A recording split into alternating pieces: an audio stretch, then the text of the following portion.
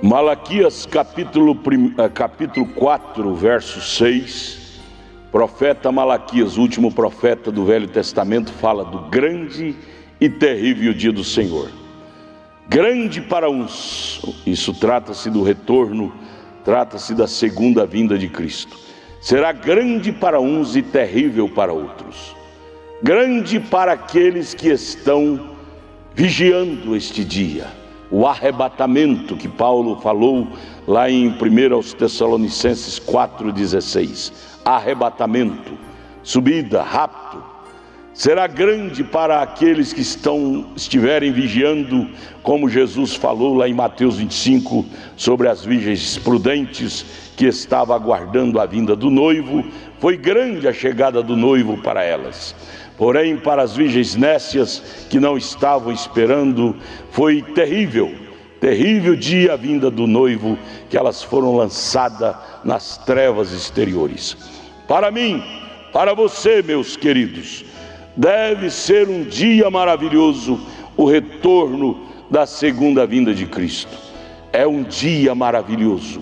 Estou certo de que sobre nossos olhos, olha, tem havido um véu, mesmo nos crentes, que não nos permite ver o que ocorre ao nosso redor. E muitas vezes a pessoa guiada espiritualmente se torna mal entendida por isto. Se torna mal entendida pelas pessoas que não são espirituais. Há dois tipos de gente na terra: o espiritual e o carnal. O carnal nunca entende o espiritual. Paulo fala isto em 1 Coríntios capítulo 2, que o carnal e o espiritual não compreendem. O espiritual discerne tudo, mas o carnal não discerne nada. Por isso o espiritual não é entendido. Porém ele entende tudo, ele entende o calendário de Deus, ele observa o relógio de Deus e nota-se que estamos na reta final pelo cenário instalado sobre a terra no momento qual estamos vivendo. Vemos pessoas pelo mundo, são tão estranhas, raras a vida que vive. Pessoas cristãs carregam uma vida estranha e recebe tantos apelidos feios, porque carregam uma vida rara, a vida normal, nominal. Elas estão completamente rendidas ao Senhor Jesus. E eu quero vos endereçar, ó pessoas, queridos companheiros, eu quero vos alertar que grandes males têm dado a rasteira em pessoas boas, dos quais devemos vigiar estes males. 3 coisas derrubaram grandes homens de Deus na história da humanidade. 3 coisas, e eu quero mencioná-las a vocês. Uma delas foi o dinheiro, a outra foi mulher, prostituição, e a outra foi popularidade.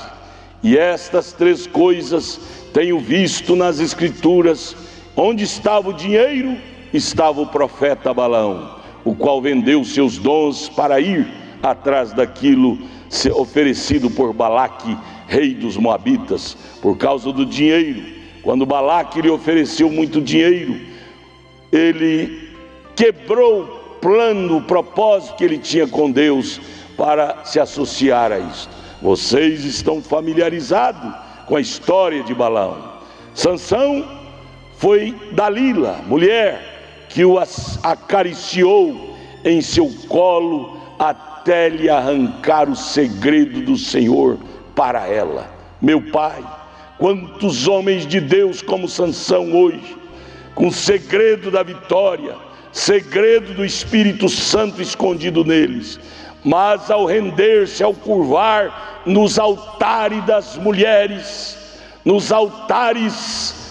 mulheres, quantos homens grandes, monstruosos psicologicamente falando, monstruosos economicamente falando, monstruosos tecnicamente falando, mas estão como Sansão, se curvando no altar das mulheres e se prostituindo e lançando fora o seu casamento, sua vida cristã, porque a Bíblia diz lá em Coríntios 6 que o homem que adultera não herdará o reino de Deus, se não se arrepender e se consertar. Então, 3 coisas perigosas: dinheiro, foi Balaão que deixou ser levado; mulher, foi Sansão, que era aquele monstro que os filisteus temia, mas a Dalila o derrubou por terra, e logo Sansão, sendo levado por um menino lá no picadeiro do palco do cenário dos filisteus, servindo de galhofa, de brincadeira, de espetáculo para os filisteus. Fama, dinheiro e mulher. Saul foi a popularidade que o levou, foi a fama. Ele era um profeta, a Bíblia diz que ele foi contado entre os profetas, e através da popularidade ele queria ser grande e acima de alguém mais. Ele caiu por isto, e estas são as 3 causas principais que vejo na Bíblia que têm causado a queda de homens. E eu tenho rogado ao meu Pai Celestial que, por favor, me permite lançar de um lado todas estas coisas, especialmente estas 3 principais, e me manter uma cobertura de proteção sobre mim, para me livrar de ser engolido por alguma delas. E esta, meu querido, minha querida, deve ser também a sua petição, a sua oração: Deus, me livra-me.